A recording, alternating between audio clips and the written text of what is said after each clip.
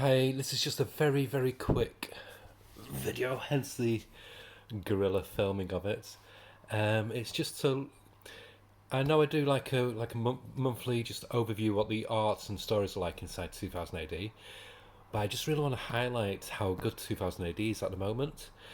Um, and not for any hype. There's not any big events or anything. It's just got a solid. It's just been having such a solid run of stories. I would recommend, say for example, if you're an American reader, I think they do deliveries to America from their website as well. But I would say if you find it hard getting in the comic shops, get the digital subscription. I think if you, depending on which one you choose, you get a certain amount of months backlog for free as well. I think that's still the case. So it's a really, really good deal. So I do recommend you doing it. But they're just killing it at the moment. I mean, look at this cover; it's just gorgeous. And this is what made me want to just highlight it because, like I said, there's nothing big or major about it. It's just so good in the quality. So I just wanted to use this past week's issue as an example. So you got a gorgeous Road Trooper cover, then you got some amazing, really biting political satire.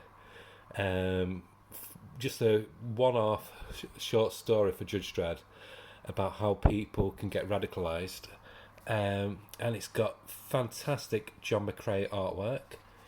He's just pulling out all the stops. He's progressed so much from his days on Hitman, and he's so suited for the wild and wacky punk rock future of Judge Dredd. And it's just such a great, great story. It's the writer fits so much. I think it's Ken Nyman who writes it. Fits so much into 6 pages, but an American comic would try and fit into a four-issue miniseries. And the payoff is just fantastic. It's got that dark black humour.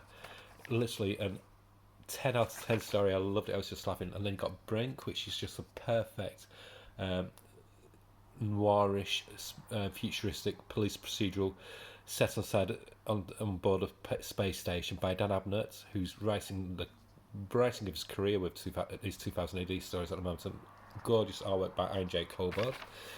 I do recommend buying the preview. I think there's been 4 collections so far, which you can get from comic shops and Amazon. But this is what I want to highlight.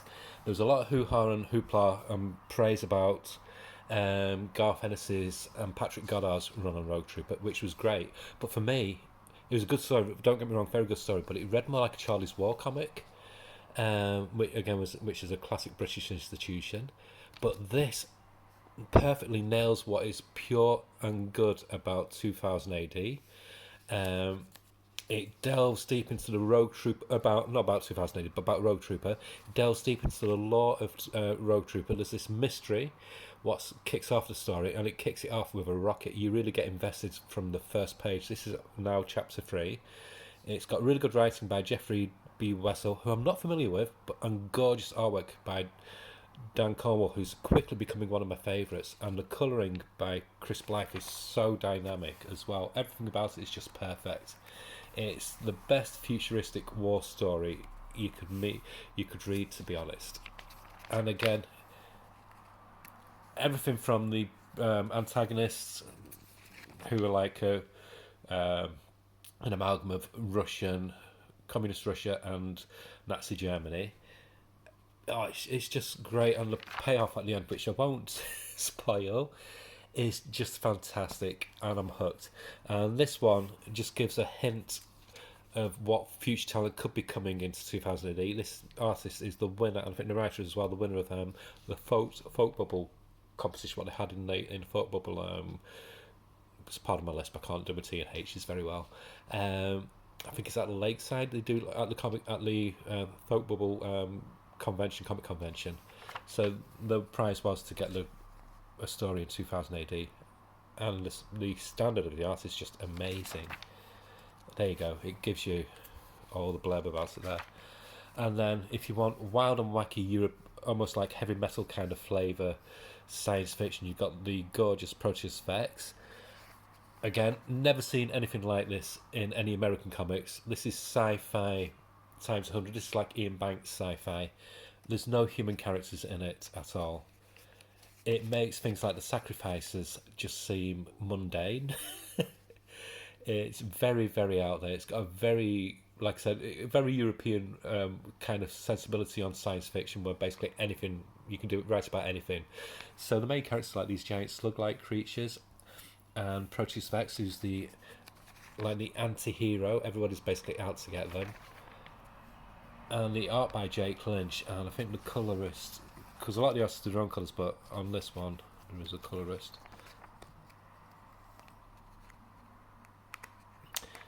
Yeah, the colorist is Jim Boswell, who really gives it that extra um, flair, as you can see there in that panel. And Mike Carroll is such a good writer. He's done some really, really good, solid Just Dread stories as well. But oh, this is a trip. It's a trip and a half. I couldn't even explain it to you because there's so much that's gone on. But it's not. It doesn't weigh it down. It makes it all the better for it because it is. You just go along for this wild, cosmic, groovy ride. I mean, just look at artwork. Jake Lynch now has really become a force to be reckoned with. I couldn't stand him when he first started because he seems to be a very, very pale imitation of Cam Kennedy. But now he's got his own style and he's just flying on all cylinders. So, yeah. So I really recommend it. Just the reason I wanted to was just when I read the Rogue Trooper third chapter in this issue, I was thinking, wow, more people need to get on board with this. So like I said, even if you're in America, you can read it digitally. They've got a really good subscription service for digital reading. Yeah, 2000 AD, it's constantly, especially these past 4 or 5 years, been bringing out some of the best comic strips you can get in comics at the moment. So yeah, just giving a bit more love to 2000 AD. Okay, thanks. Sorry about the voice. I'm full of a blinking hay fever cold kind of thing, and I just feel a bit crappy today. So I wanted to just give a bit of love to this. Okay, bye.